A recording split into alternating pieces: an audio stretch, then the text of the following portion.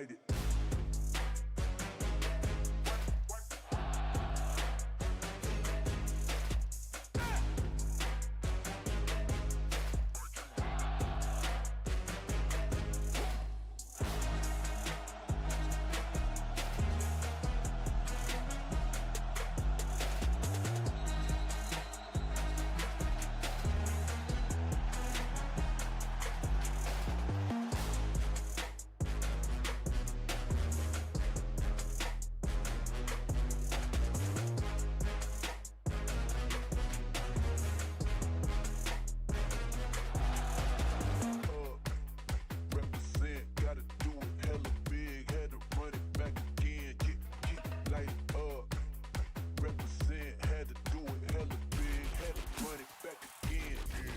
Light it.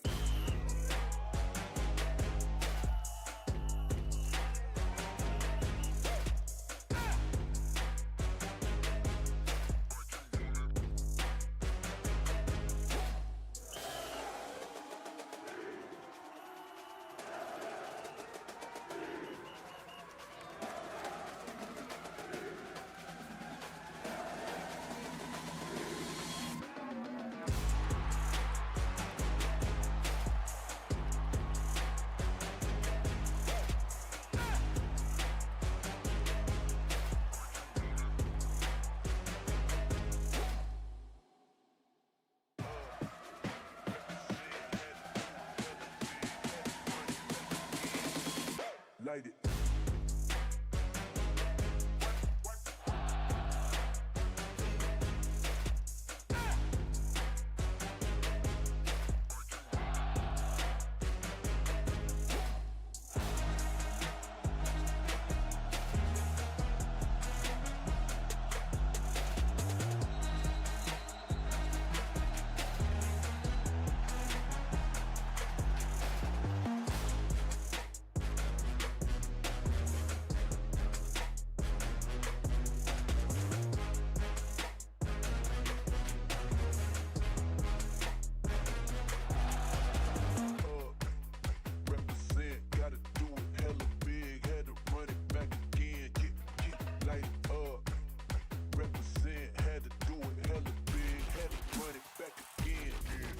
Light it.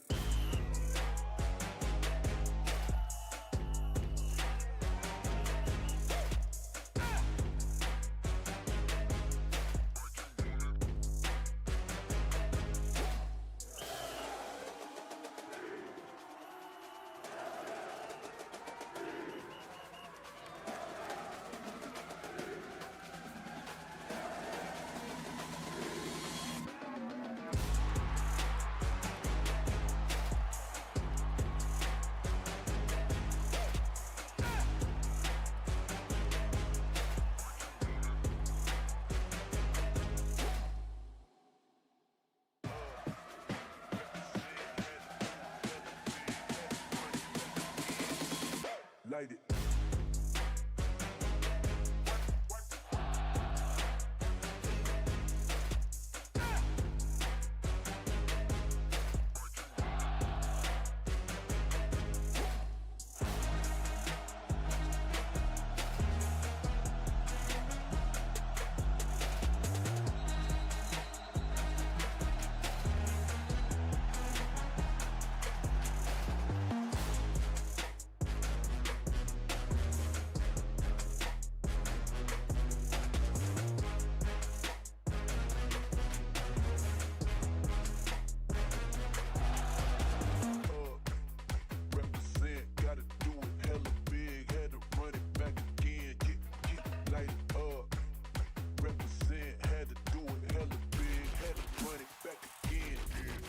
Light it.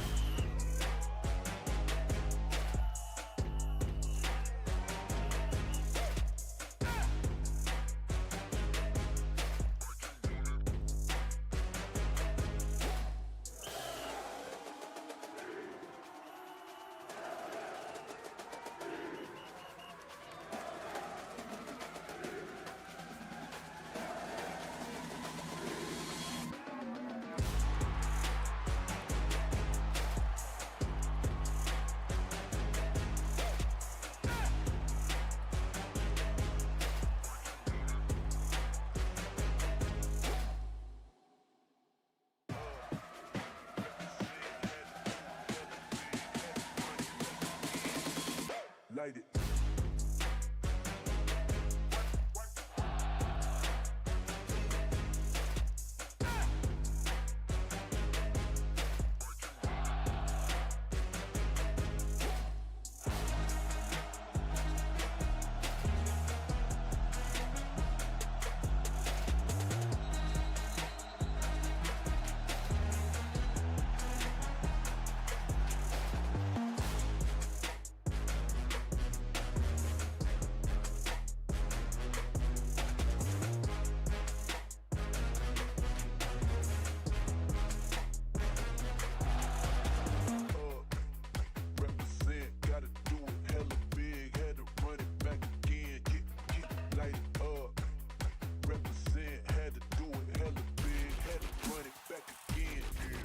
Light it.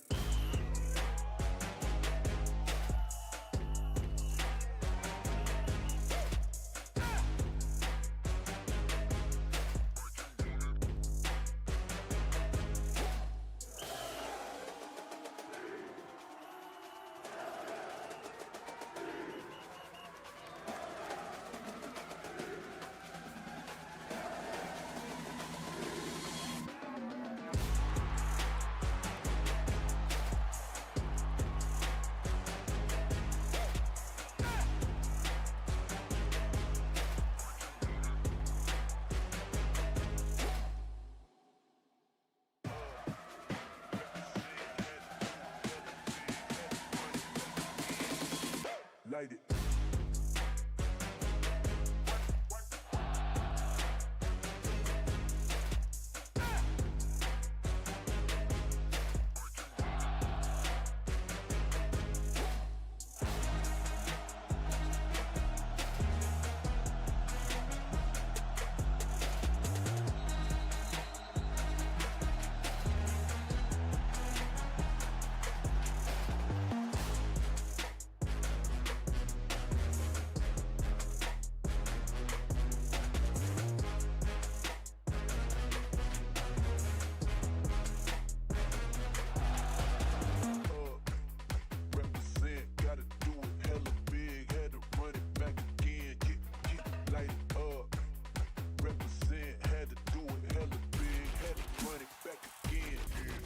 Light it.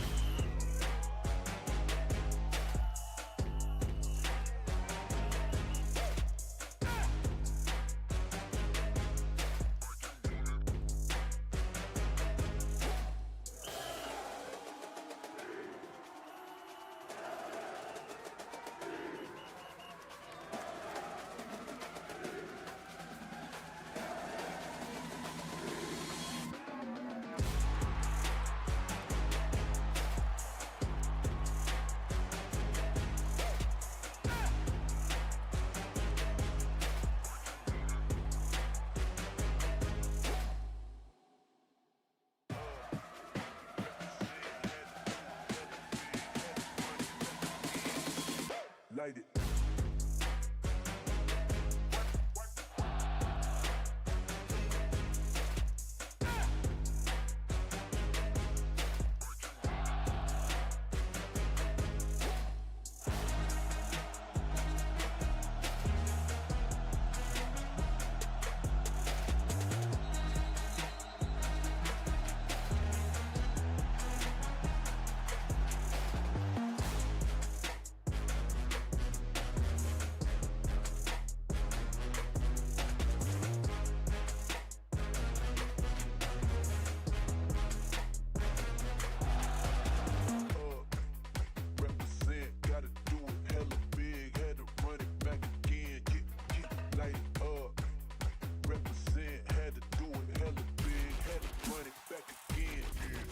Light it.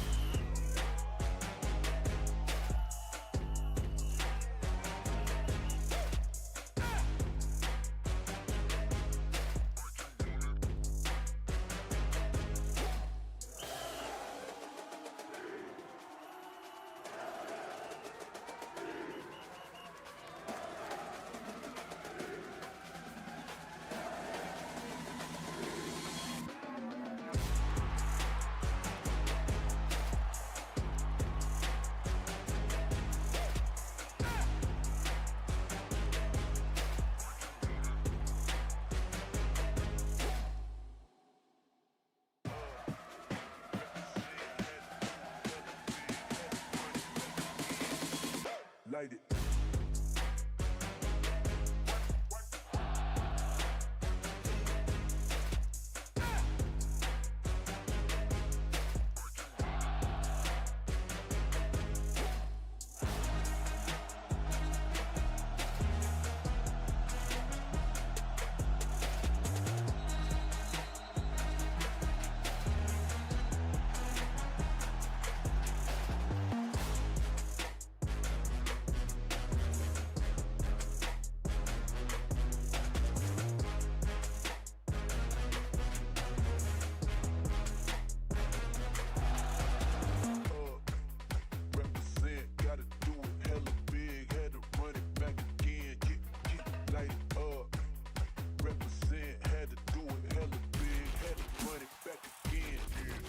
Light it.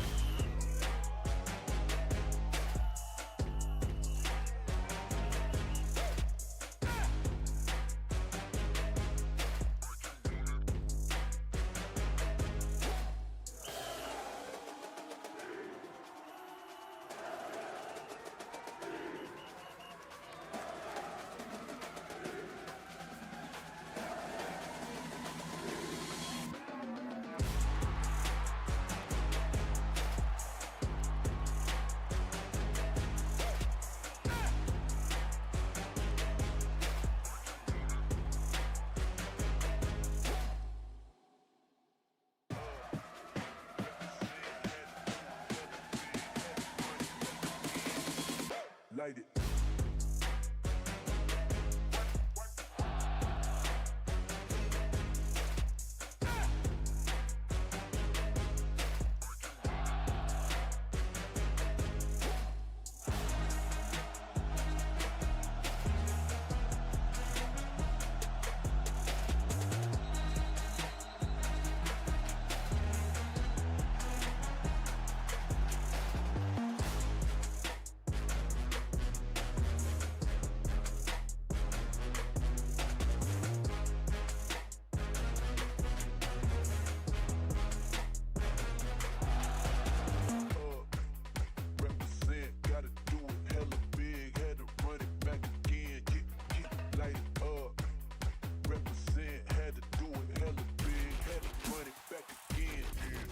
Light it.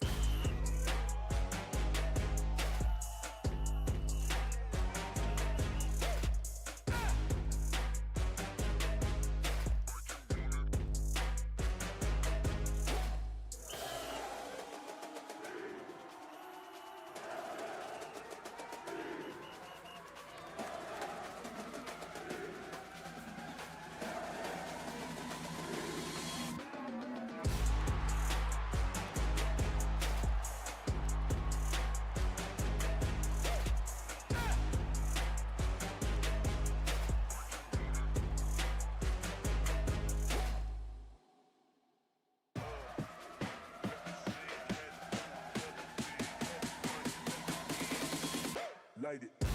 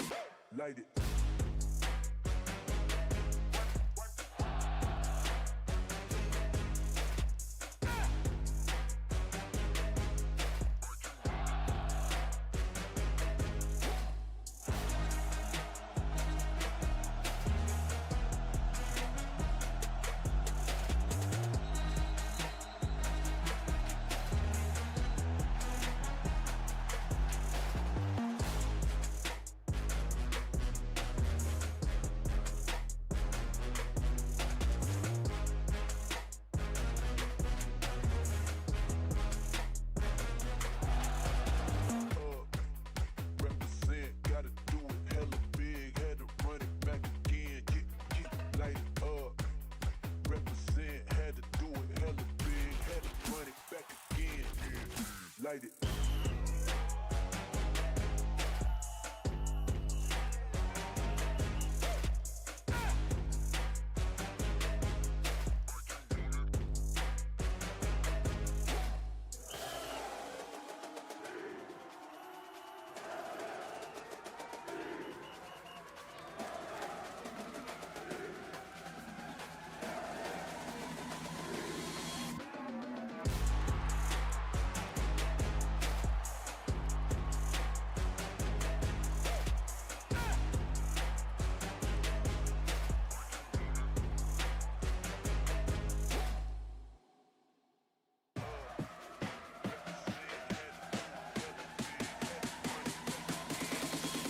Light it.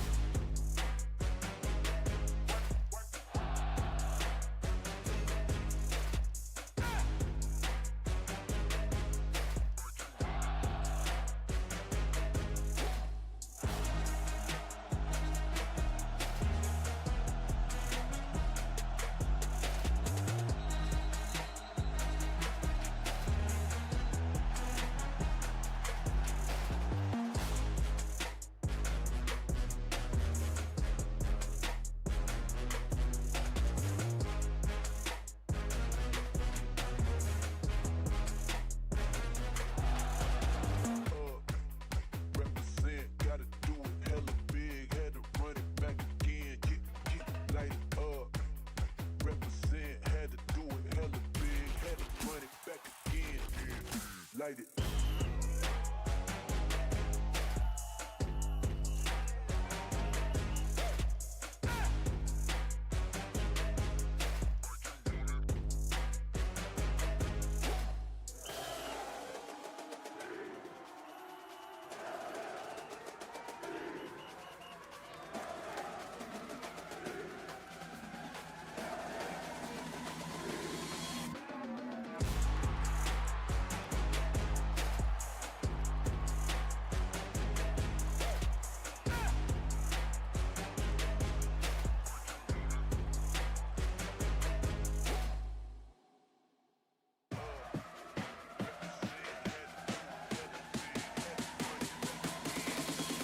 Light it.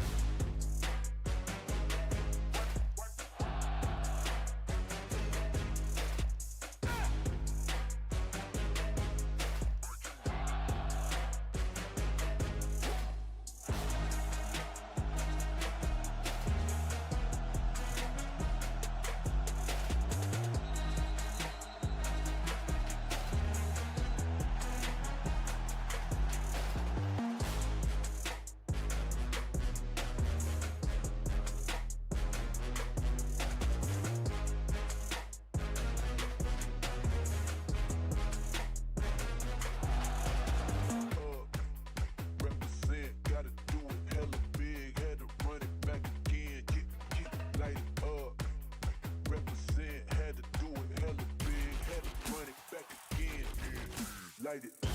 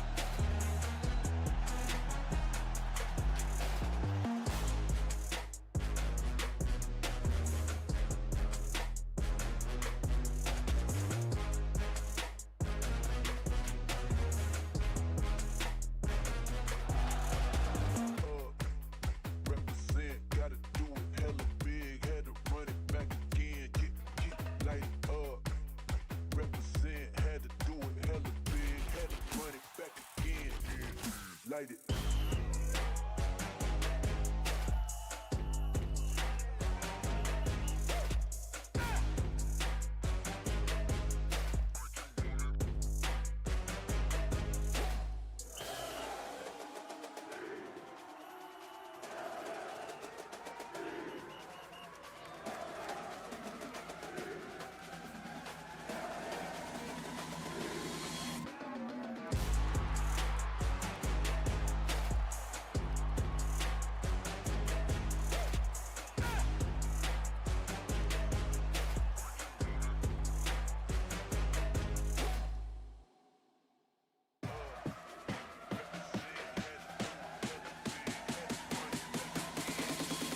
Light it.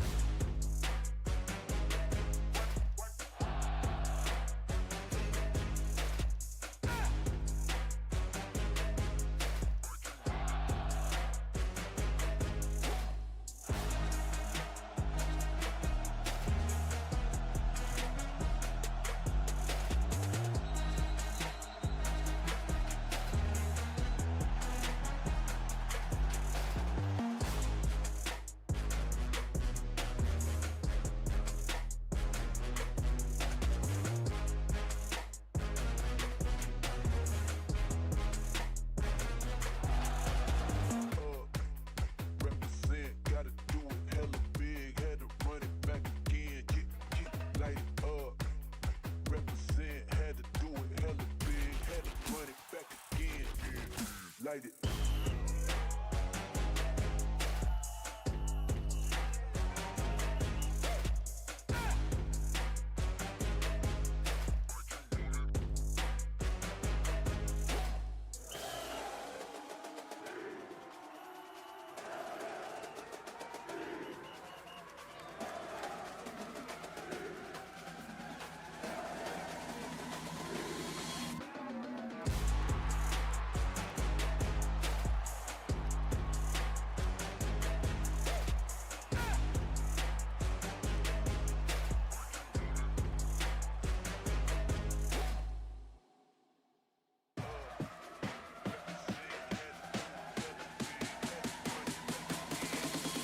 Light it.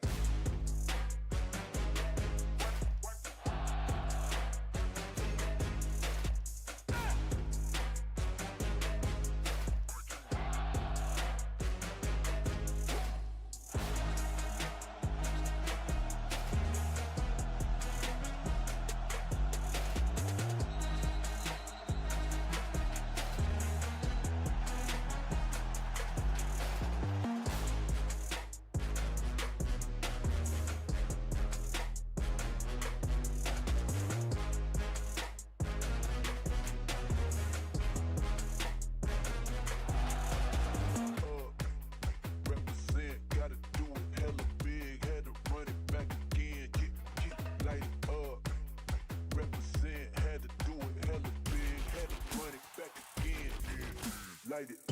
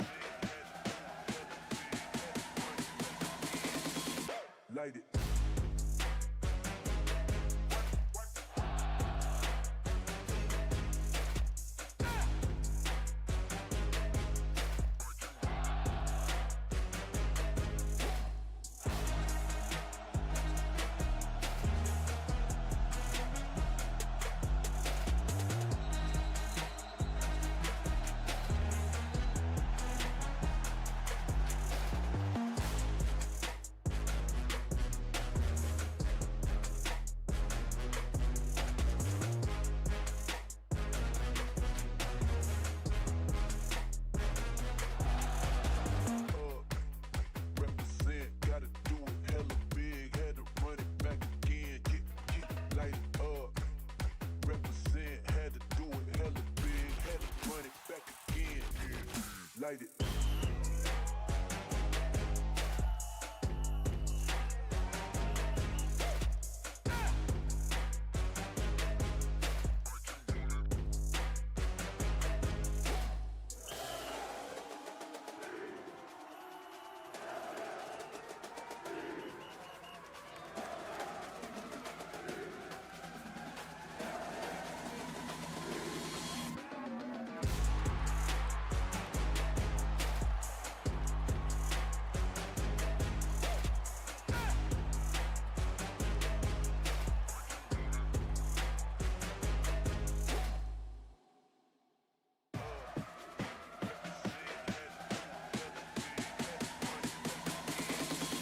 Light it.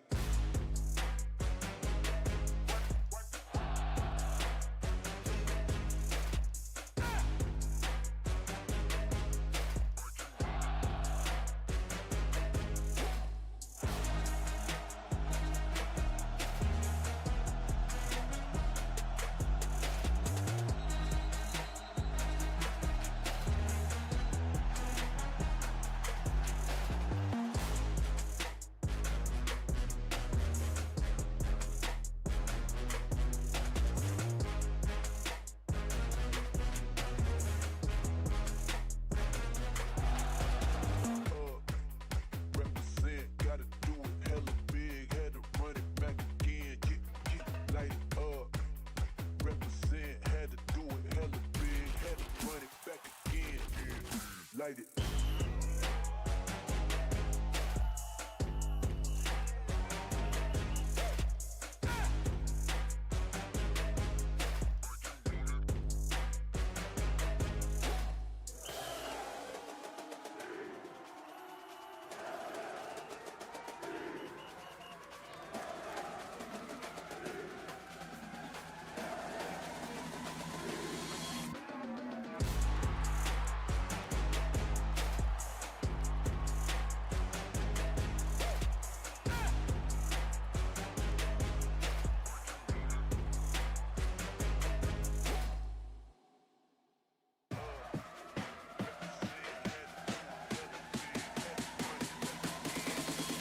Light it.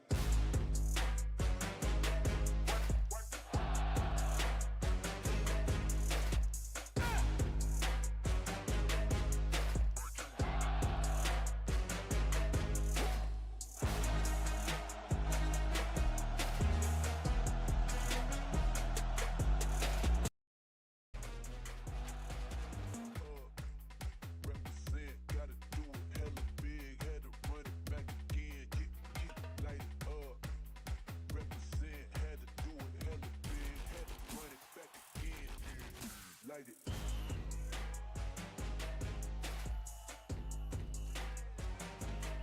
The triple option is presented by Wendy's. Join Team Tendy's and enjoy a lineup like never before. Crispy, juicy Tendy's, now at Wendy's. All right, good evening, everybody. Welcome to the triple option presented by Wendy's, coming your way live from Urban Meyer's Pint House here in beautiful Dublin, Ohio. Good evening, everybody. How we doing?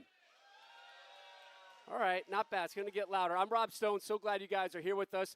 I know many of you are getting excited for Saturday's game. The Buckeyes taking on Penn State live on Fox.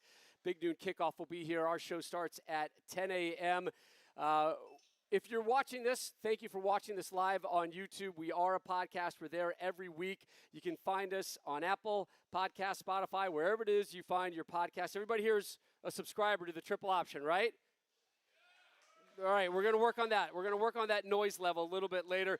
You can find us on social media as well as 3X Option Show, new episodes every Wednesday on YouTube, and wherever it is you get your podcast. Don't forget, leave questions, leave comments. We love to answer them. We love to react to them as well. All right, let's bring on my co-host, shall we? Let's start with the Bama guy. We like Alabama here, right? We don't. Well, hold on. They're not Michigan. They're not Penn State. It's still Alabama. And he's a hell of a nice guy. He's a Heisman Trophy winner. He's a national champion. He is Mark Ingram II. Deuce. Come on up here, Mark. Where are you, brother? There he is. That is a slow walk, Mark Ingram. Pick up your pace. Pick up the pace, brother. All right, let's bring on the other guy on this show. I don't know if you've heard of him. He's okay. He kind of knows football.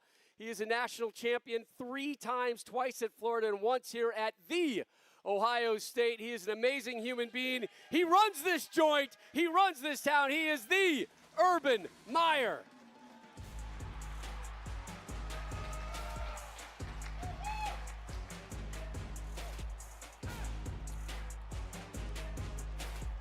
So on the triple option on Wednesday, when we were talking about we're doing this show live, we said, listen, you know, a firm hit to the rib cage. We talked about, you know, obviously this is the day before Halloween. If folks show up, and we gave them some ideas. We said if you're James Franklin or Ryan Day, who else did we throw out? Connor Stallions, you're welcome to the show. Like, we would love to have people dress up, right? I also threw out, I don't know if you remember, I was like, if anybody's dumb enough to show up as Jim Harbaugh, we have a special surprise for them. And guess what? Somebody did? Somebody showed up as Jim Harbaugh. No, they did not. Yeah. We have Mr. Khaki himself. Everybody, put your hands together. A big warm Columbus welcome for Jim Harbaugh, everybody.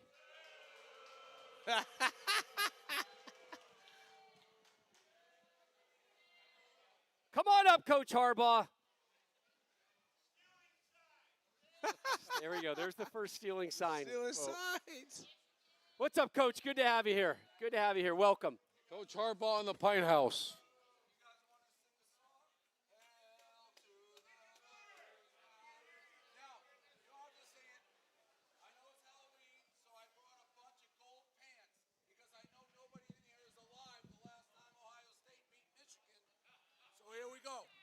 Here you go. Some gold pants for the little girl. You're scaring her, Coach. You're scaring her. Happy Halloween. All right, let's put Coach Harbaugh on a headset here. Really brave of you, Coach Harbaugh, to join us. Tell him what you This is our friendliest territory. This is the easiest game we have on the schedule. I love it. Hey, tell him what you got in there again. We got some gold pants. Yeah. We got gold pants for everybody in Ohio. Now, I know Urban has a bunch of them, but as we've discussed, they all have mold on them. They're rusty. They're gray. I have fresh gold pants. I also, look at this shirt I got. I broke this out for you guys. Uh-oh. You better have security up here. There you go. The countdown Oh! continues. All right, now we got a high-energy crowd tonight after that. Freshly updated, Dave. Well done. Now, for all you mathematicians, that's close to 6 years. That's 6 years. And Coach Harbaugh, real quick, Coach Harbaugh, how many times did you beat Urban Meyer when he was in charge of the Buckeyes? You know, I got diagnosed with Alzheimer's. I can't go that far back. I can't go that far back. He showed me a game up there. I was at the game. Listen, it's a cyclical rivalry. I went to school when John Cooper was there, so we won a lot. Then, obviously, Urban had his run, and right now it's our turn. I can't wait till November. That's the only game at the beginning of the year I just go W. I pencil it in. By the way, Dave Portnoy from Barstool Sports, everybody. Welcome, Dave. He's fantastic. I know. He's people clapping right here. Listen, I've said Brave. this before. Say this. Brave I'll man. say this before. Listen. If it wasn't for where I went to school and my sister and who I root for, we would get along very well. I love the people of Ohio. We have similar things we like, hard work, blue collar, all that, very Barstool. Unfortunately, it's just this one particular school that causes a problem for me. Other than that, I can be friends with them 364 days a year, kind of like Ryan Day. He's a great coach 364 days a year. But there's that one day. That one day when I don't know what he's doing. He's got some wide receivers on the outside. He's just running between. He gets nervous, scared, whatever. All right, let's hold that thought for a minute. Do you really, in front of this crowd, do you really believe that Wolverine team can beat this one this year? I know that your passion. I mean, I'm going to ask these guys in a minute, but deep down, we're all family here. Can they win that game? I'll answer it this way. I think it's 100 times more likely than it was last year. Wow. Like last year I faked sick. Like we were supposed to do. You didn't go to the game? Didn't go to the game, didn't live stream it. I was just sitting in my house. I'm like, we're going to lose by 40. I believed that last year. I don't know how we won that. Michigan was horrible last year. No forward pass. We couldn't do nothing. You know who won that game? Those 2 defensive tackles for you. 2 defensive tackles and you know. And we didn't spread the ball. Ryan Day has it in his head from Harbaugh. You got to be tough. You got to run it up the middle.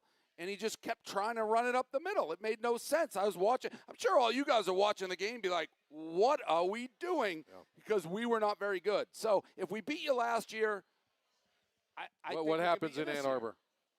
I think, listen, that rivalry is nasty. And, like, sometimes you have to throw the records out the window. Like, when we play Auburn, like, you throw the records out the window. Obviously, Michigan's going to play tough. They have confidence like they've been beating y'all since 2006. 6 years. Yeah. 6 years. Now, I think Ohio State is the superior team. They should go out there. They should handle business. They got beasts on the outside, got offensive line, a tough defense. But we thought the same thing last year. You know what I mean? Last so year was Ohio stunning. State should win. I think Ohio State should win. But, hey, you got to throw all the records out when these two teams meet. Yo. This is crazy. Like, Penn State's in town. And we're point. talking about Michigan. Oh, you have to. and You have Ohio to State. because the man's right here with a shirt with 2,163 on it. All right, so Dave, I know you have to get out and eat some pizza in the Columbus area. Let's leave with one question for you. Where are you eating pizza? That's not the question, but that's all right. Go ahead. Where are you eating pizza tonight? Besides Urban Meyer's Pint House. What is the name of the place? Iaconos, which is great. Good pizza? Yeah, we were here last time. Really So good. good. What I'm did you going rate back. it? I gave it a high 7, which is big score. It was very good. What's the highest score ever on a pizza rating? 9.4. I gave it 10, but it was a hometown score. And you're New York. You like the thin, I like right? New Haven, Connecticut's my favorite. Oh, yeah. Sally's or Pepe's. Sally's, Pepe's, Modern. They're great. That is Wheelhouse Pizza. All right, real quick, before Dave leaves, guys, I'm curious.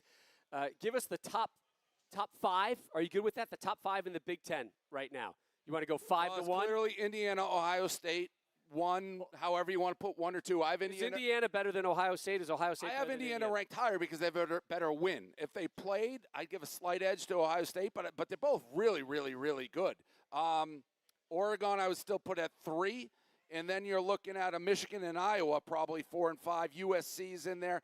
Michigan, the quarterback's so young, and I love your quarterback. It pains me to say it.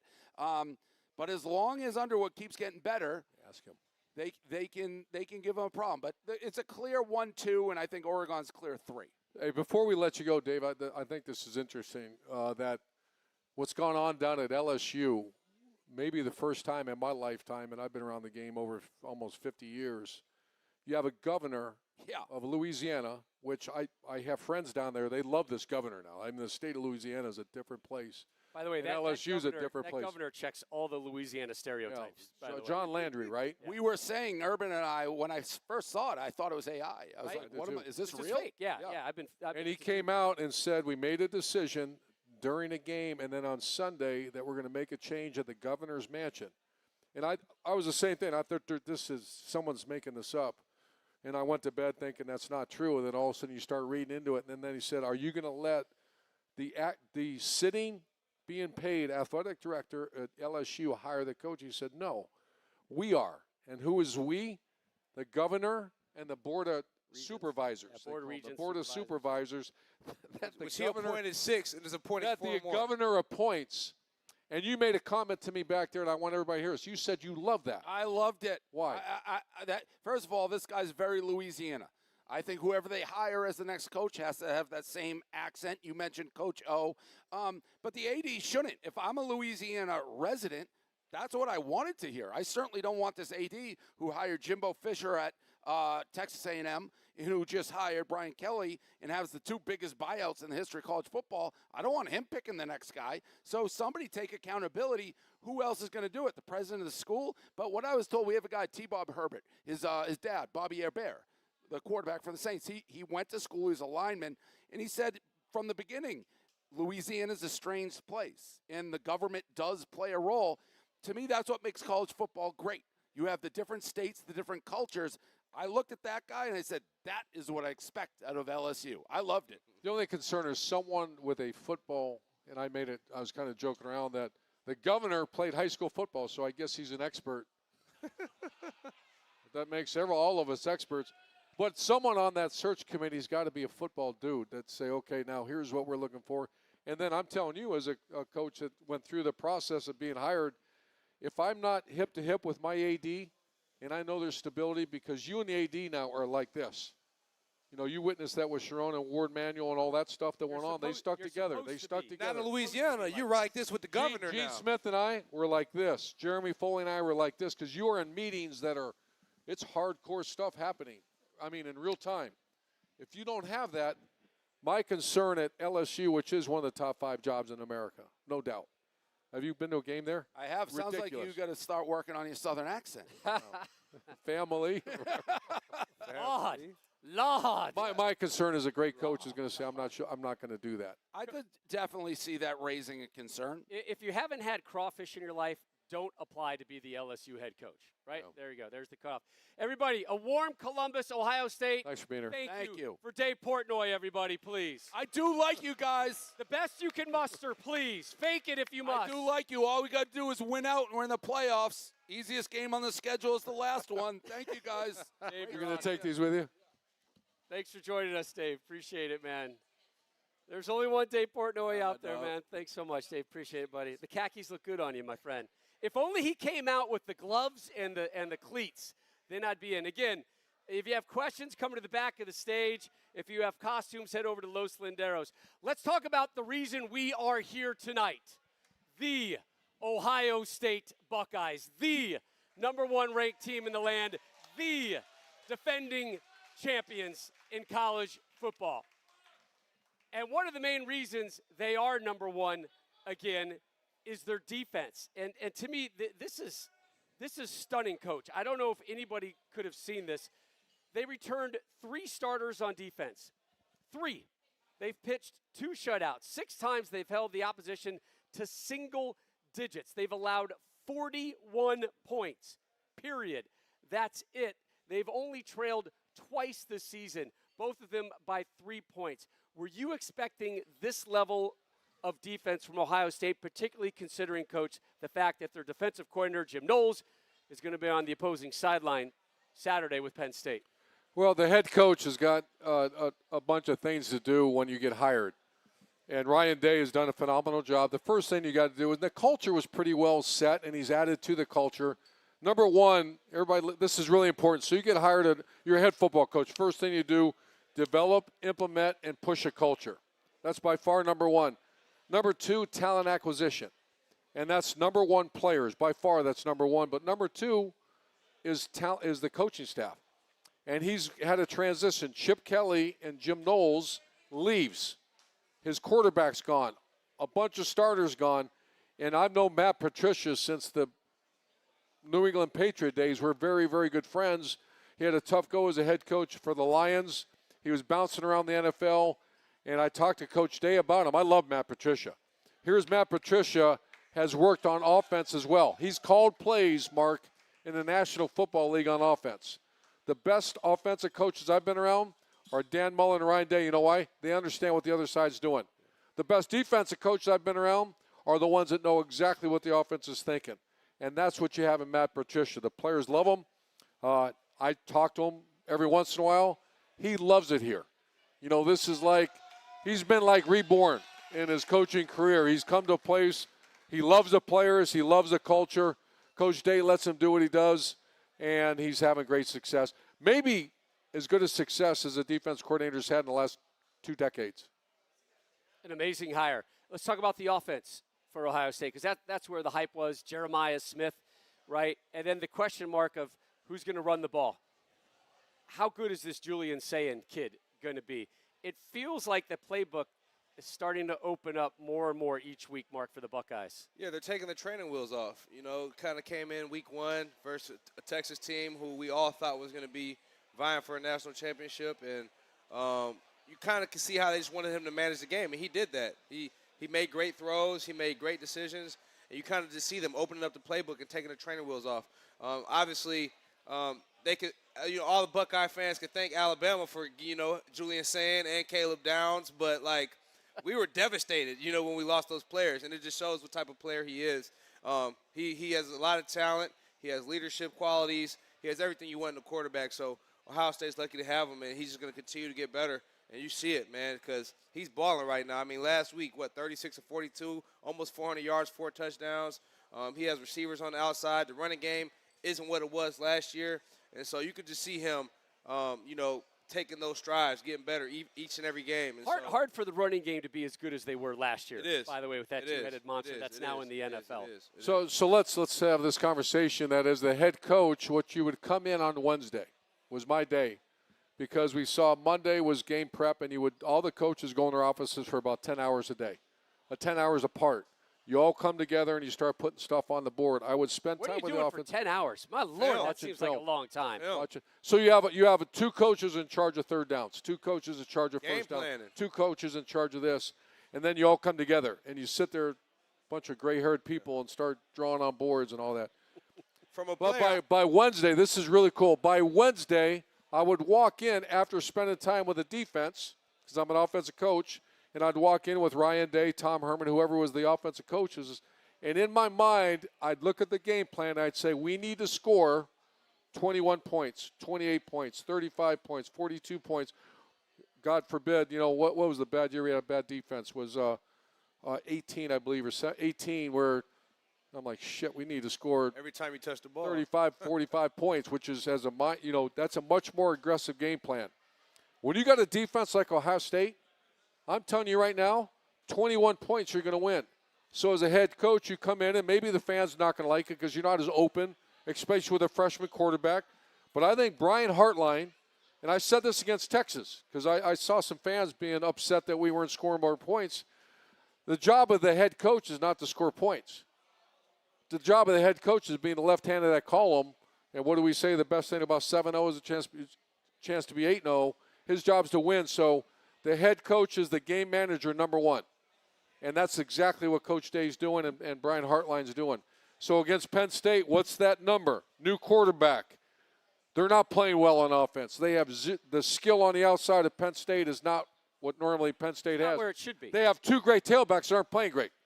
They have an offense line that was supposed to be the best offense line in the Big Ten. It's not. So I can see what's going on over there in the Woody Hayes facility is Coach Day saying, what do we need to win this game? Because that's all that matters, to keep getting better and win the game. What's that number? What is it? What do you think? If I'm the head coach, I'm saying I need 30 points to go win. That much. Now that's a buffer. Mm-hmm. In my deep down, 21 points, you walk out of the stadium a winner. He's right, man. Shoot, the coaching.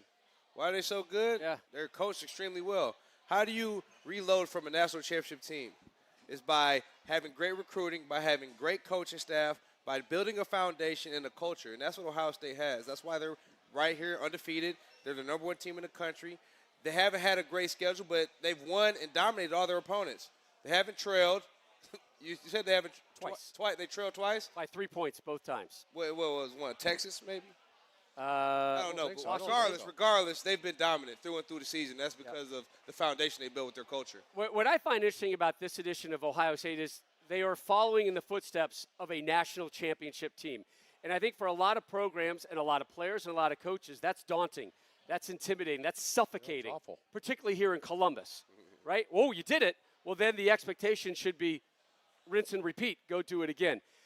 I get this perception from an outside. Now, obviously, I get some inside through you and through all the contacts that we have. The way Ryan Day and his staff are managing this team, I feel like last year is actually benefiting this year's team. Well, I talk to Coach Day once in a while. We text a lot, and I feel with Coach Day is a person that has the weight of the world is somewhat off his back. Because he got that natty. Because he got it. He's become legitimized. He was the guy that, woke up on third base, all that nonsense, and then they lose the Wolverines. And he's done. You're not going to find a bigger fan of Coach Day than myself. But now it's like it's almost the heck with it. I've done my deal. I know I'm good. I've done it. Yeah. And I see a team that is just, and I see him. He doesn't look like he did before. He looks better. He looks healthier. I'm one to speak. Because it just beats you to death. Yeah. But he looks like a guy that trusts the culture and trusts the infrastructure. And I'm going to talk about this on Big Noon. The best thing at Ohio State, amongst the many things, is the infrastructure that is there. You have the best recruiting and GM. His name's Mark Pantoni. There's none better. There's not a person better at the job than Mark Pantoni. The best strength and conditioning coordinator, and he's in charge of all sport performance, is Coach Mick Marotti. There's none better. You can't say, well, A&M or Alabama. No, he is the very best and it's proven. And then you can say, okay, now the academics, this and that, the infrastructure set. He can focus on doing what? Managing the team and not replacing all those. That's what happens, Mark, when a guy takes a job like DeBoer. When you take over for Saban, it's like what Ryan Day did to a degree. You don't want to change, but you got to change because he's not him. You got to be yourself. And I feel that with Coach DeBoer at Alabama, you're taking over for Nick Saban. Are you kidding me? That's a lose-lose. But you can see him starting to grow into it right now. We had him on the show. He's phenomenal. Yes. He's a great football. His winning percentage is outrageous. He's won at every level, but he took over for the man. Yeah. How do you do that? You keep some of the good, but somehow you got to put your own face on it, and that's what's going on here, and that's what's going on at Bama. You got to have your own fingerprint. You got to have your own identity. I can't be trying to be you. I got to be me. So while you left me with a great foundation, I still have to put my own personality and my own demeanor on this team. And, like, every program has, like, their turning point, right? And I feel like last year, this Ohio State's team, their turning point was that Michigan game. After they lost that game, they haven't looked back ever since. Yeah. They dominated they had the best playoff run in history because, they played 4 games, whatever, but they rolled through the playoff. They rolled through the playoff, and they're rolling through this year. Like when I was at Bama, our turning point was losing to you in the SEC Championship when you were at Florida. We went undefeated the next year. So I feel like that turning point was for them, for Ryan Day, and for this entire program. You know, what's interesting about the turning points is that turning point could have gone the other way. It could have. It easily could have fallen off a cliff. Penn State's dealing with that right now. Their turning point was home, whiteout, Oregon. They lost in overtime. Off the cliff they went. They didn't respond. They didn't bounce back. Instead, they went into a spiral that they're still trying to pull themselves out of. Okay, this is really important as well. So your locker room gets exposed, not when you win, but when you lose. Ohio State's locker room and culture got exposed when? Mark, you said it. Michigan. When they lost to the Wolverines. They've won 11 straight. They went on the greatest run in college football playoff history against Tennessee. What was it? Tennessee, Oregon, Texas, and then the big one against Notre Dame. Penn State, they lost that game against Oregon. You get exposed. They go on the road to UCLA, lose to an 0-4 UCLA team. Then they lost to to Northwestern. At home. So people are saying what kind of Penn State we're going to see. I have so much respect for Penn State. I have a lot of respect for their talent. But deep down, do I have a lot of respect for the locker room? It is what it is. I mean, you can blame James Franklin, and he took the hit for it. But at some point, Mark, what goes on in the locker room? Yeah.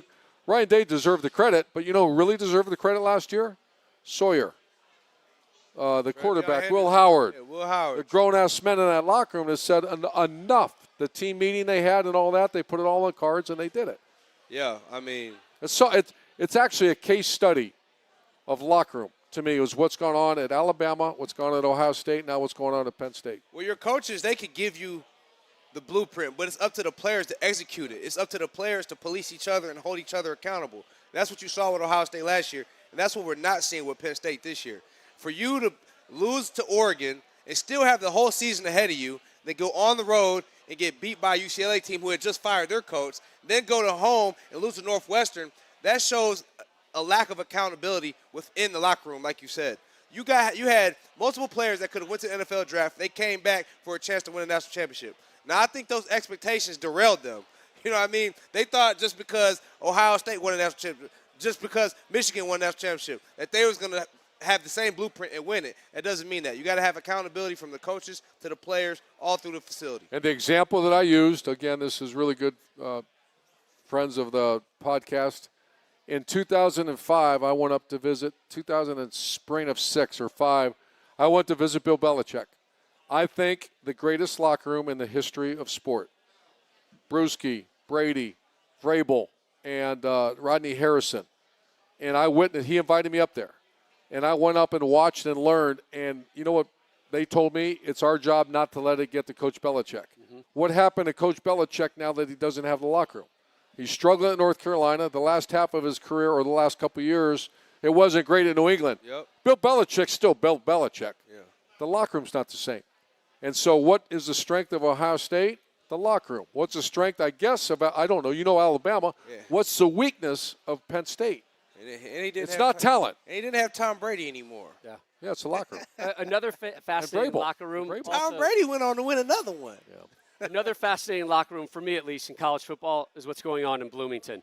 You know what Coach Cignetti's been able to build right Culture. there, and it's not a one-hit wonder. Right there, they are sitting at number 2, right behind Ohio State. So that was your fresh take of the week, presented by Wendy's. Join Team Tendy's. Who here's had Wendy's Tendies, huh? They're right here. They are schmacking, according to my friend Mark Ingram. Smackable. Schmacking. So the fresh take of the week, presented by Wendy's. Join Team Tendy's and enjoy a lineup like never before. Crispy, juicy Tendies now at Wendy's. They got the lineup of amazing sauces here as well. All right. Let's pivot right now to 3 and Out, brought to you by Google.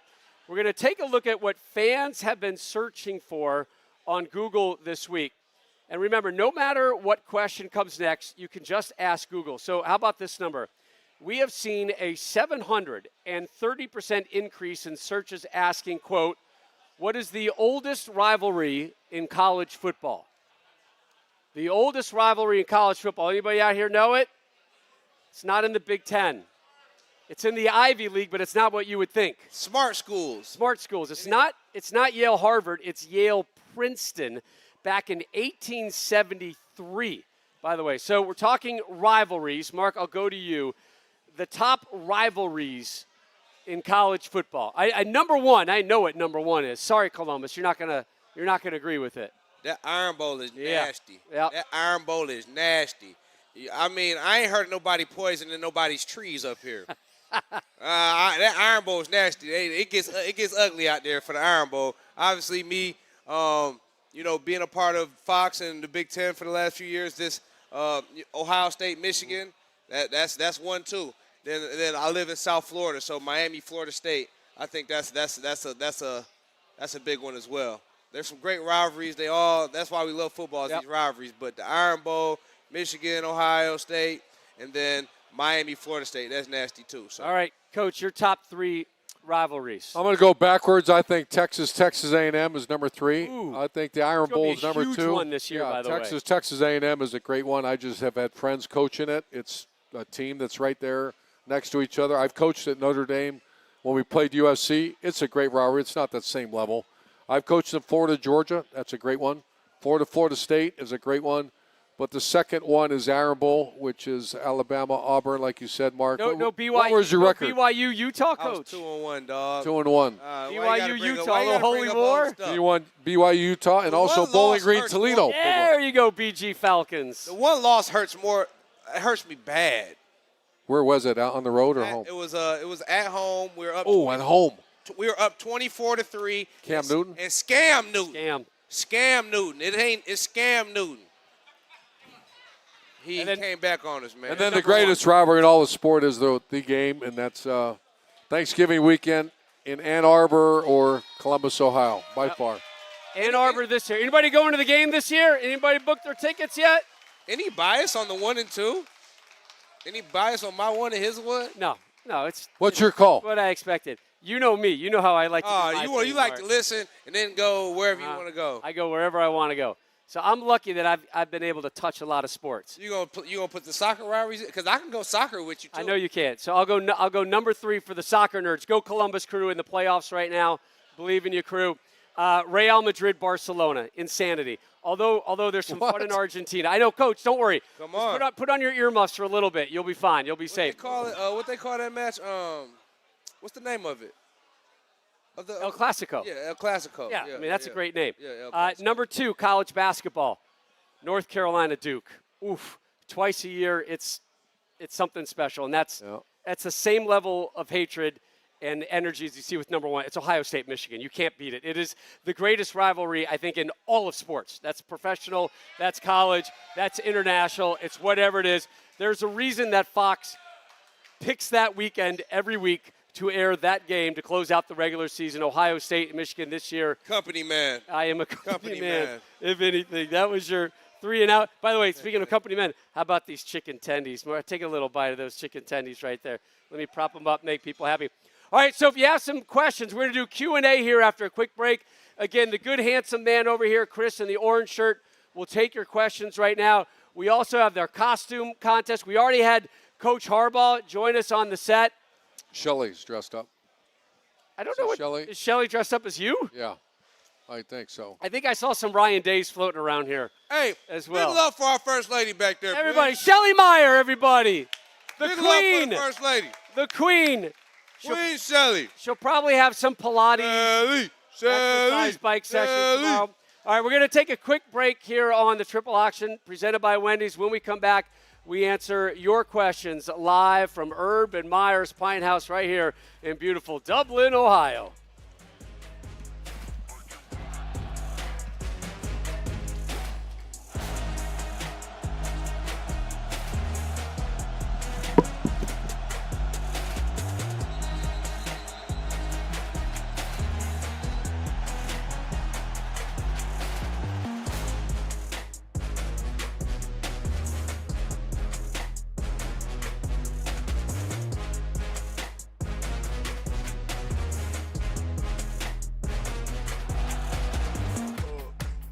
Represent, gotta do it hella big, had to run it back again, get light it up. Represent, had to do it hella big, had to run it back again, light it.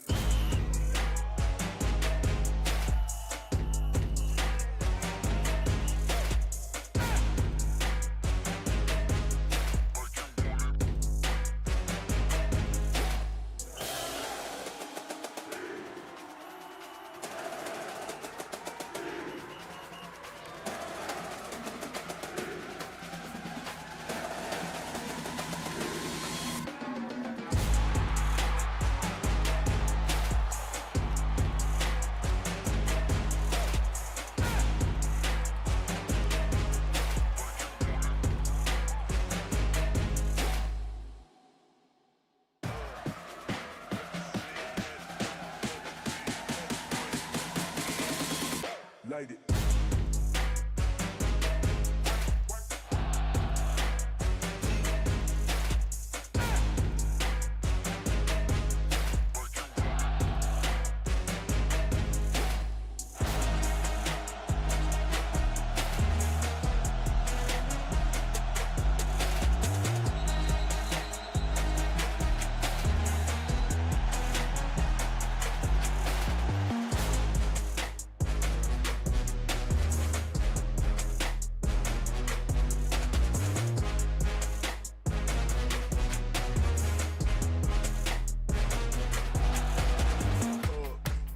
Represent, gotta do it hella big, had to run it back again, get light it up. Represent, had to do it hella big, had to run it back again, light it.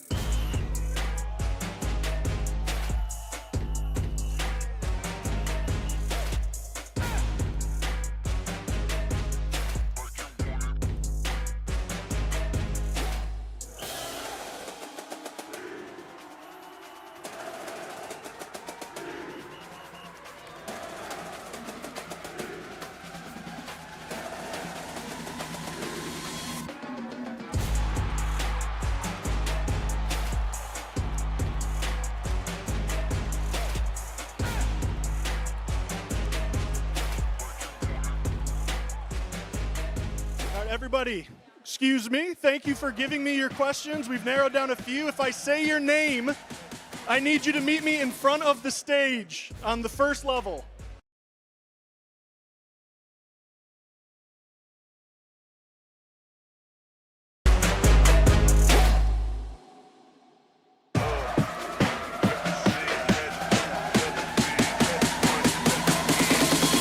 Light it.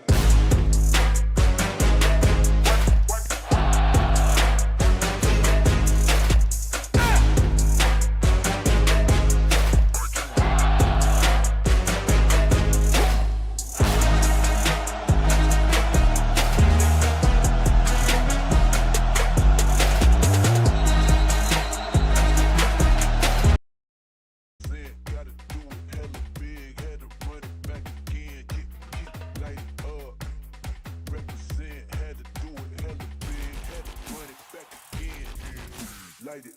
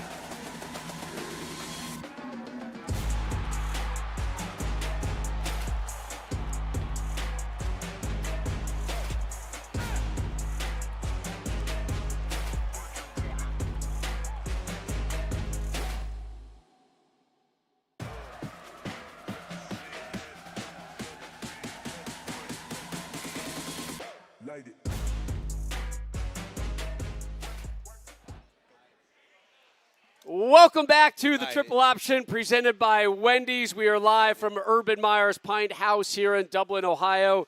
Urban Meyer's blonde doppelganger, Shelly Meyer, over there at the edge. He's Mark Ingram II, Deuce. I'm Rob Stone. Thank you guys so much here in person for attending. We love you. Thank you for watching and listening out there, whether it's on YouTube or on your favorite podcast right now. You guys, we ready for some Q&A? All right, I'm going to tell a story about Shelly real quick. Here we go. So when we got hired in 2012, let's everybody go back to 2012. Simpler time, a happier time. The Big Ten was bad. Bad. The Big Ten was bad. The stadium atmospheres in the Big Ten were bad. And I remember our first game, we played Miami, Ohio. The score was 7-0. And on the field, it's not like we were playing bad. We just weren't good. We were slow. The Big Ten was slow. I get home, we beat them. So we're 1-0. I go home, and she goes, and usually that's kind of our rule. Don't talk. I want to see the kids. I don't want to talk football. And she goes, what was that? She goes, that's the slowest football I've seen in obviously 10 years because we're in the SEC where there's no slow. I don't care if you're in the 10th place team in the SEC. It's That all was the bad. real SEC, too. And I said, listen, we're going to recruit like the SEC. We're going to elevate this thing. And she actually talked to Gene Smith. She actually got involved. And she said, our atmosphere at the shoe isn't what it needs to be.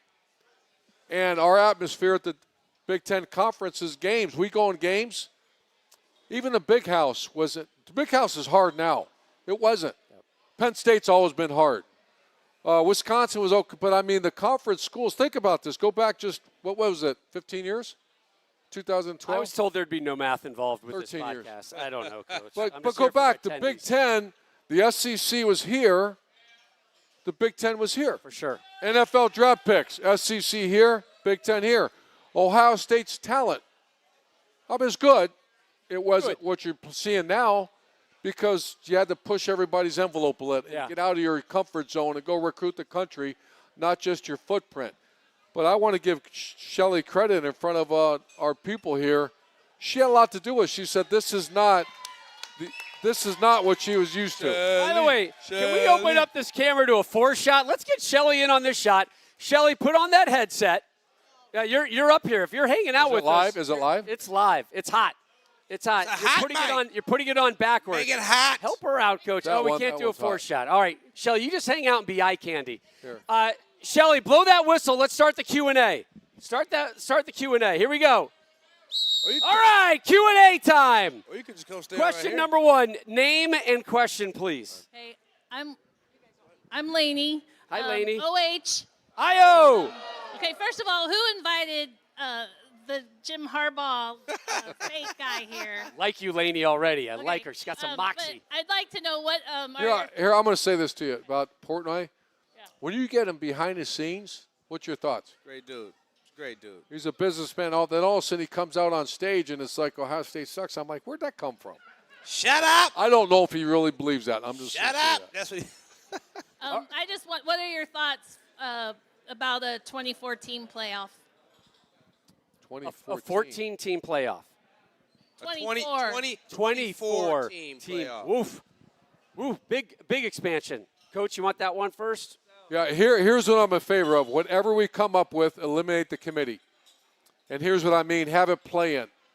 So I was a big fan of the Big Ten's model where it said 4-4-2-2-1-1. And I don't think that's going to fly. But I think there should be 6 teams for the Big Ten, 6 teams from the SEC, all involved. And there's a play-in on Big Ten Championship Weekend, SEC Championship Weekend. And your 6 is playing, 3? 4 is playing 5. Those teams go to the playoff and go. That way, you know what the committee is? There's no committee.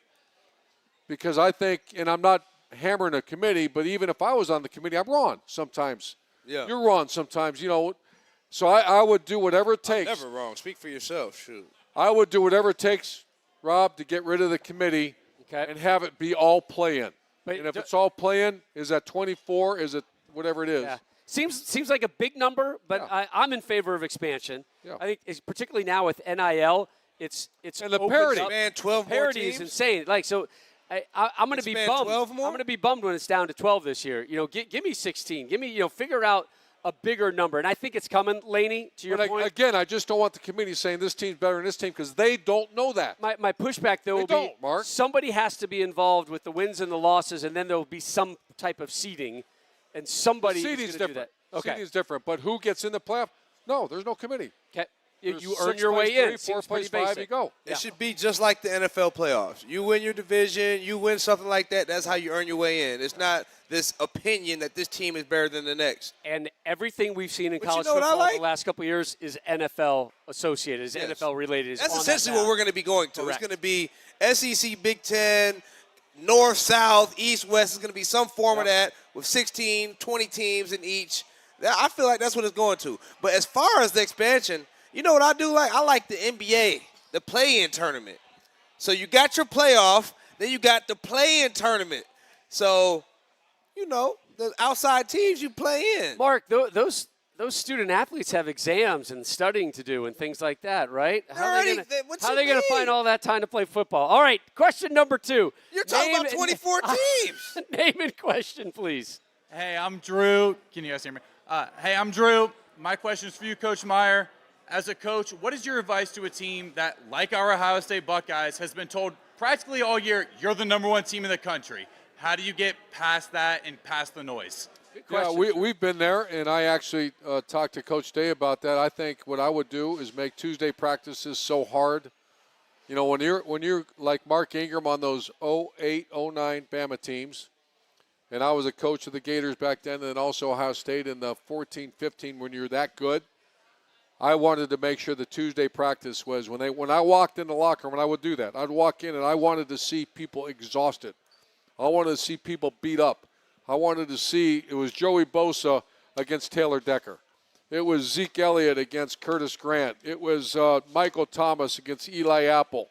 It was good on good, and I mean they were blowed out. So they're not worried about reading their phones. They're worried about getting in the training room and getting their minds right. And I think that's what's going on right now at Ohio State. The biggest enemy at Ohio State is Ohio State.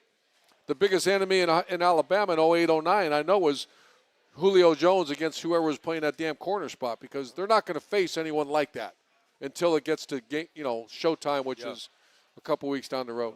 Good question, Drew. I agree. question. I think Coach Day has really handled that locker room Excellent. well. That turning point that he had. It's that turning point. He changed. The whole thing has changed. Bye week heading into Penn State. They're saying all the right things. They're doing all the right things so far. Question number 3. Hi there. My name's Adam. My question is, with college football, the eye candy test, the eye test. Ohio State, they typically pull back in the second half, not running up the score. Indiana, Coach Signetti kind of puts the gas to the pedal. How does that vary with Ohio State going into rankings going forward? It's a good question. That when you say eye test, that's like a trigger for Coach. Yeah. Right? Like I know when you say Ohio State's eye been test, so dominant. 100%. I agree. So, all right, I'll start with you, Mark. Eye test. I have no problem with throttling things back because you've got to worry about the bigger picture. You got to worry about late November, December, and MLK weekend. If I'm Ryan Day and I'm killing a team, I'm taking my starters out because I don't want to risk none of them getting hurt. So I'm going to get my other guys in, get some game experience. I get to see what they got, and I get to get a win. Mm-hmm. So my eye test is I won again. I'm the #1 team in the country. The ultimate eye test. I won again. W. Yeah, now we're Indiana. Like, Signetti, he feels like he has something to prove. I agree. He feels like he has something to prove. So he's going in. He has a Heisman candidate in Mendoza. He's trying to get him numbers because he could have came out the game a little earlier last week, but he didn't. So and we all watched that game. We said, I bet he gives him at least one more series. Yeah. Like, give him a touchdown. He had the 40-yard touchdown pass. It cushions Then we're those numbers good. a little bit. Then you know we're what good. I mean? But to me, like, I feel like the eye test is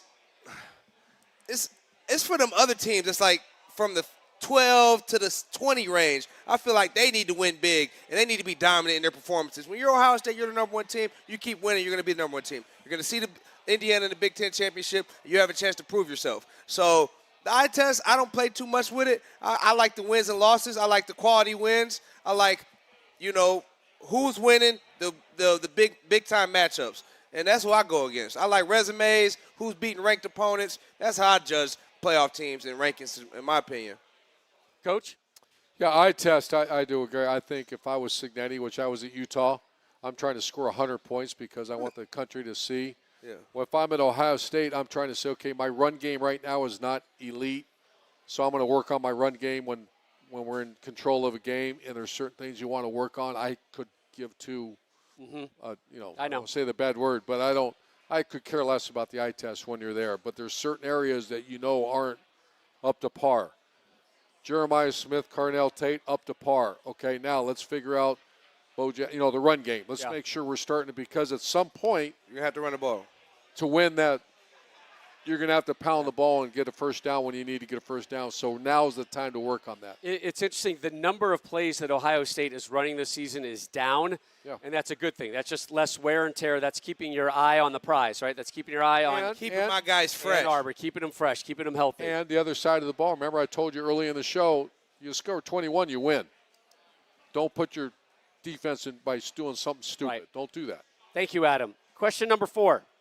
Hi, I'm Richard. Thank you, Coach Urban Meyer, for leading us to those victories against that team up north. What's it going to take to have that victory this year? Yeah, it's in Ann Arbor. Man, is that an awful place. Especially late November. Yeah, when you come driving in that bus, it's almost like I got post-traumatic stress disorder. PTSD. When you drive, when that bus comes in there and you turn that corner, you see the Block M and your heart starts racing, you see the people, and I don't think there's another person alive that respects the rivalry like I do. And when I say that I respect, I can't stand them. But when someone says, Mark, that they don't have good players, they're lying to you. They have great players. It's like if I heard an Alabama player say that Auburn doesn't have – I've never heard him say that. He can't stand them, but you respect him. You know why? Because at some point that guy's good enough to hit you right square in the face if you're not ready for him. And so they got good players. They got a good running back. Their defense is getting better. Their quarterback, I worry about him down the road. He's a talented guy. So I think it's, if our defense plays the way they've been playing, you go in that game knowing you need to score 3 to 4 touchdowns, you win the game. I think we win the game if that's the mentality. It's interesting. You talked about Coach Day. He looks fresher. He does. Right? He looks healthy. He looks good right now. But there's definitely that Michigan hanging over his head. Every day. Right? Every day. But more so than I know it always hung over your head, but his issues with the Wolverines are playing in his head right now. I think that's the last little hurdle. You get fired behind that here. Correct, you do. You get fired behind that here. Not saying that he's going to get fired, but I'm just saying at these types of programs where you have these respectful rivalries, hated rivalries, you lose behind those games. Yep, agreed. Richard, good stuff. The name of the room. The name of the room is 7-0. It wouldn't be good if it was like 5-2. I'll see it to 5-2. It's too close to like 5 and dime. It's not sexy. Yeah, 7-0. Here we go. All right, question number 5. Evening. I'm Brandon, a Buckeye born and bred, a Buckeye till I'm dead. I'm here with a coach. I brought a coach with me today. I ain't gonna lie, Coach I like Day. that. That's fire. By the way, Brandon's does reading look off like his that. phone. Brandon, are you nervous about this question? I'm Can you excited, man. I freelance? don't You're want to mess excited. this up. Okay. Football Well, is screw it a- up, Brandon. I won't You got do my one best. chance, I Brandon. got one chance. I'm not going to mess it up. All right. Football, as we all know, is a very physical game, but it's also a very mental game as well. So today's roster hasn't beat that team up north for the first time since the 90s. And as years go on, you forget, what does it take to get through there, to finish, to get it done? It's not from a lack of physicality or passion. So my question is, what does Ohio State have to do differently to beat Michigan? I would say, and we've said it, you got to play free. You got to play loose, and I've not seen that. Last year was the perfect example. I think we ran into a buzzsaw 2 years ago. That was one of the great teams in last decade, the Wolverine team that won the national title. Phenomenal team. Last year was not. So how did that happen? And we were there. Big Noon was there, and I stood on the sideline, and I watched the game, and it just didn't feel like the same team that you saw a few weeks later play against Tennessee. Certainly didn't feel like the team against Oregon or Texas. So you have to ask the question, why? The first one is the tightness of the staff. The second one is the locker room. What in the hell happened? And I still don't know. I'm waiting for that book to come out. I think Bill Rabinowitz wrote a book because I wrote the foreword in it, and I'm still anxious to hear exactly what happened because that was one of the greatest turnarounds. We all walked out of that stadium, the Horseshoe, like, what in the hell just happened? Great players, great coaching staff, Ohio State, what are we talking about? And then they went on the run. So it's a rivalry, man. And I'm telling you, it's 0-0 when that game starts. It's 0-0. I don't care what the records are. And to me, as an outsider, man, I can just feel the tension when you talk about that game, right? So if y'all feel like that, how do you think those players and those people in that facility feel about that? Don't screw up. Yeah. So instead of going into the game like, don't lose the game, go in that game and win it. Do everything you have to do to win it. Don't be out here playing conservative and trying to like, oh, I don't want to mess up because I don't want to lose. Like, no, like, go whoop their ass and win the game. Like, I can just feel that. I can just feel that in the room right now. So I know that's how they feel. You know? Coach Ingram could be your next offensive coordinator. Nothing. I'm just a guy, and I happen to play a little bit of football, but that's it. Good job. Brandon, thank you. Question number 6. I like Wendy's Tendies. All right, so first and foremost, Fox Crew, welcome back to Columbus, Ohio. Thank you. Mark, G-E-A-U-X, New Orleans Saints. Who dat? Yeah, who dat, baby? That's what I'm talking about, Coach baby. Meyer, family loving we've here. met before. I think you're the best coach in Ohio State history. We met on the Buckeye Cancer Cruise in 2015 when it got fogged in. Oh, my God. And you know what? You left early because you had to work. I stayed the whole time. I had a $5,000 bar bill. Yes! Can you send me a check for $2,500, please? I don't have one. I would in a minute. Free Los Linderos for this gentleman. Yes. So, Fox team, I'm like you guys. I watch football every Saturday. I tape 14 games. You guys know way more about it than me, but I watch. There's 3 teams in my mind that stand out from the rest. Indiana, Texas A&M, and Ohio State. Agreed. Can you break those down and tell me which one of those you think is the absolute best at this moment? I'm going to take that. I'm on the A&M train, man. Yeah.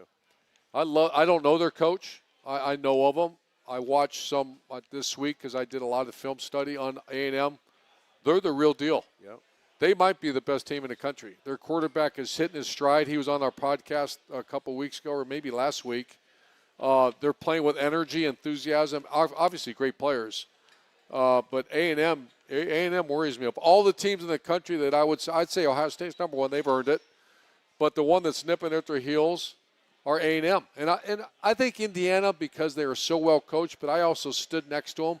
I don't see the same talent that I see at Ohio State. I see a really good team, Mark. I stood next to the offensive line. I made sure I want to size everybody up because obviously we're going to be covering the Big Ten Championship. And as of now, Indiana, that head coach and those 2 coordinators, as well-coached team as I've seen in 2 decades. A&M, there's some personnel there. And I'm not saying Indiana, because I don't want to also say Indiana. That's not true. Indiana's got really, I'm not sure there's a bunch of first-rounders, Mark. No. A&M, there's first-rounders. Yes. When I watch A&M play, I see that speed, and all of a sudden, you know what? The word that I used to use is twitch.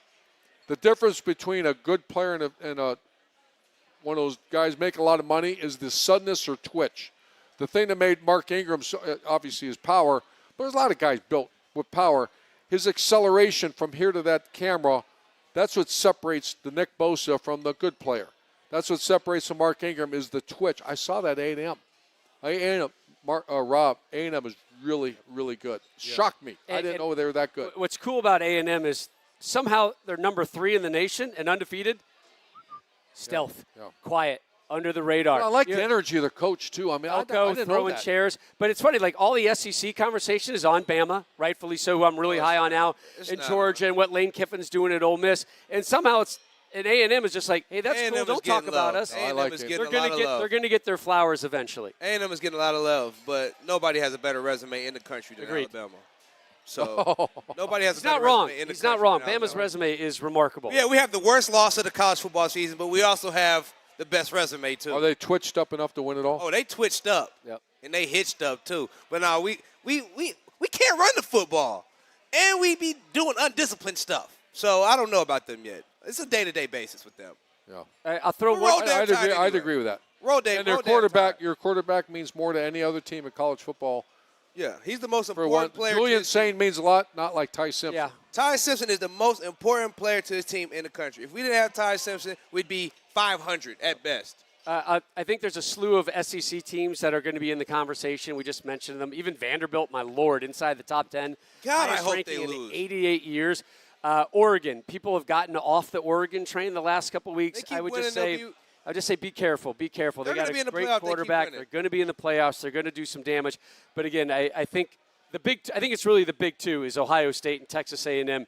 Indiana's tucked in just underneath them, and then a slew of one-loss teams. All right, time for 2-minute drill. It's time to talk about the reason we are here in Columbus this weekend. It is Ohio State. It is Penn State, and 2-minute drill is brought to you by FanDuel.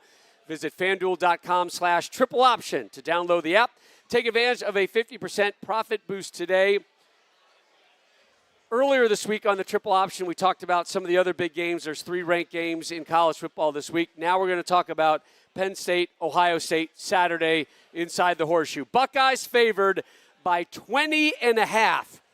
Over under. Lord. 43.5. Favored by 20.5. Over under 43.5. Mark, how do you see this one? I see the Buckeyes going crazy. 20.5, bro? That's heavy. That half gets you. That is heavy. That's heavy, man. Listen, I got Ohio State winning. I don't know if I'm laying 20.5 points, though. Big number. I think this defense is just dogs. Arvell Reese, Caleb Downs, Sonny Styles. First boy rounders. Caden You just parked out Curry. a lot of first I rounders. mean, them boys is dogs on the defensive side. They just reloaded, and their defense is carrying them once again. Julian's saying he's a beast. You got the wide receivers. I'd like to see this run game get going. I see Ohio State rolling easily. 20.5, though, I mean, Penn State going to come out here and fight a little bit. Yep. Oh, for sure they're going to fight. They're going to fight a little bit, so I'm not laying 20.5 points, but I like Ohio State to win by at least 2 touchdowns. Do we have any Olentangy Braves in the house? Any Olentangy high school products? I think I heard one yes somewhere. All right. Well, their quarterback, Penn State's quarterback, is from Olentangy. Really? Yeah. Yeah, What? Ethan Grunkmeyer got the start for From Iowa where? from Olentangy High School, the Braves, about 20 minutes away from the stadium. Oh. Grew up wanting to play inside Ohio Stadium. Didn't have big numbers in the loss to Iowa. I wanted to play inside Ohio Stadium, too. Who wouldn't want to play inside it? They didn't offer me no scholarship. I came here to camp. They had – this is just a personal story, man. This is just a personal story. Who was the coach back then? Tressel. It was Tressel. I came to camp. I came to Ohio State's camp. They You had would look good in scarlet Listen, and gray, listen, by the way. I swear, I wanted to put the stickers on my helmet. Ted Ginn Jr. was my favorite player. I wore number 7 in high school because of him. But I came to the camp, Coach. They had some recruit, 4-star linebacker. I went against him every rep. I abused this man, Coach. I abused him. I whooped him like he stole something, and they still didn't offer me no scholarship, man. But it's all good. It worked out all right for you, Go Bucks. Deuces. Go Bucks. Go Bucks. I see the chain around your neck. You're doing all right. Yeah. All right, so Penn State, let's talk about them real All quick. right, that's my personal story. I'm sorry, y'all. I'm Coming glad off- y'all let me vent for a second. Coming off a bye week and entering this one off 4 straight losses. They lose their head coach. They lose their starting quarterback. They lose all the confidence that they had. Remember, this was a team that was number 2 in the preseason poll. And here they are, winless in Big Ten play. My sense is with that bye week, they've tweaked their offense a little bit, some of it out of necessity with a new quarterback. I feel like there's going to be some new wrinkles that they have to show against Ohio State. They're going to slow the game down, Coach. You know that, right? They're going to limit the possessions. They're going to take the time on the clock. Will that frustrate Ohio State? Washington tried to do the same thing. They weren't frustrated. Didn't work. Didn't It work. worked. The scoring margin was manageable in Washington's eyes, but they slowed the game down, but it didn't impact Ohio State. The thing for Penn State is this is now their national championship game. They had national title aspirations coming into this one. They are going to invest and push everything into this game, and that scares me. But if you hit them early and you put them back in their place, They're going to tuck that then tail. it's okay. That tail goes in. I like the tail. Buckeyes 24-6. I don't think they need to put up the 30s, the 35, Coach. I think they're like, So you're taking the we're points. good. They're just going to kick a couple field goals. This doesn't bother me. We're comfortable. We got bigger fish to fry later in the month of November and December and January. So I you like like the Penn State Buckeyes. to cover. 20 and a half. Yes, I do. Okay. Yes, I do. Barely. Coach? Barely. Yeah, I'm concerned about Penn State's locker room. They've been exposed. You know, I think I see two good running backs. Great. I love the running backs. Allen and Singleton. They're going to be stopped, and I don't know if they'll cross midfield. We're odd. Where's the juice on the outside? Where's it going to happen with the new quarterback? So I see this as an ass kicking. I see this as you laying the points? Yeah. Oh, yeah. I'd say this is the 35-45. But I think the second half, because Penn State right now lost their coach. They lost a bunch of games in a row. There's a lot of conversation about things other than them. And I think they're going to walk into a buzzsaw. Julian Sands is catching fire. The defense, they're not going to – I don't know if they'll score. Who's going to score? The kicker. They're great running backs, but they're going to stop – you can stop great running backs if there's nothing on the edge. And then who's going to do this? You said the guy from Olentangy? I don't know. Yep. I mean, I 4-star recruit. I see Ohio State doing this. So how much money are we putting on this line right here? You starting down 20 and a half. It's going to be a 30, 35-point game. 35-38. All right. All those here inside Urban's Pint House, thank you so much for joining us. We really appreciate you guys spending your Thursday night with us. We appreciate the questions, the costumes, everything that came with it. Again, take your phone out right now, go to podcast, and start following, start subscribing to the Triple Option. You can find us on YouTube, Apple Podcasts, Spotify, wherever it is you get podcasts. We're also on social media, 3X Option Show, coming your way every Wednesday on all those podcasts on YouTube as well. Send us your questions, send us your comments. Fire off all these tendies, take these sauces home with you. Next week, it is the first college football playoff rankings. It will be fascinating to see where the Buckeyes fall. We will be live on YouTube, X, and Facebook. You would think, but you never know. They like to throw curveballs. We're going to be live right after the announcement around 8:45 Eastern, so we hope you can join us. As always, thank you to our great sponsors, Wendy's, which is just literally down that road, FanDuel, and Google. Enjoy the football this week and enjoy your Buckeyes this Saturday. And Los Linderos. Pull them up. Another round of Los Linderos for everybody. Let's go here. Thanks for joining us on the Triple Option. No.